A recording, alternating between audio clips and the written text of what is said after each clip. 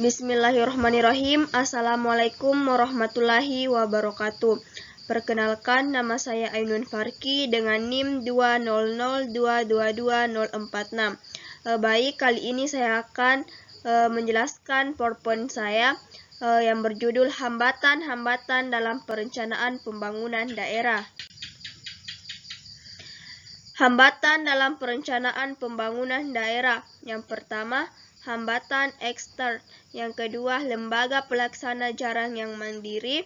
Yang ketiga, waktu dan sumber daya. Yang keempat, jarang ada satu kondisi terjadinya komunikasi dan koordinasi yang sempurna.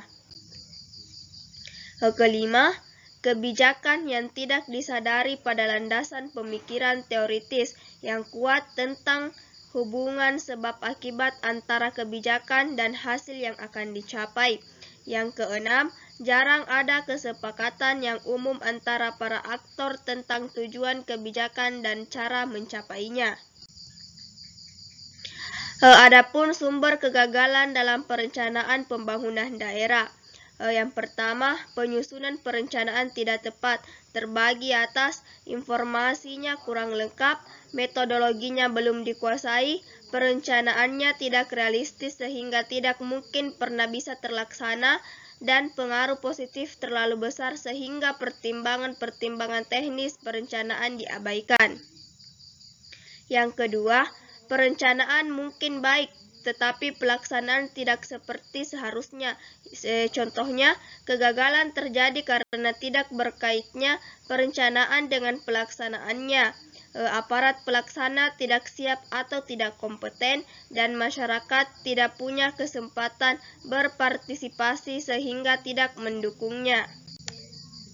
Ketiga, paradigma perencanaan yang tidak sesuai dengan kondisi dan perkembangan serta tidak dapat mengatasi masalah mendasar negara berkembang. Contohnya, misalnya, orientasi semata-mata pada pertumbuhan yang menyebabkan makin melebarnya kesenjangan. Yang kedua, dengan demikian yang keliru bukan semata-mata perencanaannya, tetapi falsafah atau konsep di balik perencanaan itu. Keempat, karena perencanaan diartikan sebagai pengaturan total kehidupan manusia sampai paling kecil sekalipun.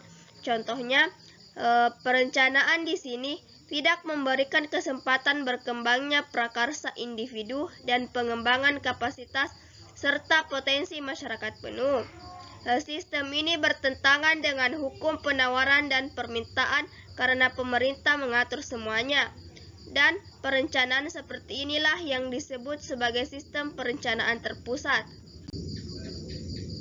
Adapun sistem perencanaan yang berhasil, yang pertama, sistem perencanaan yang mendorong berkembangnya mekanisme pasar dan peran serta masyarakat.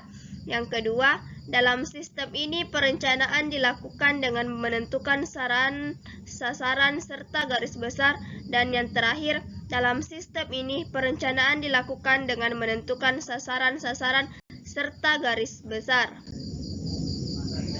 Adapun perencanaan yang ideal, yang pertama, prinsip partisipatif.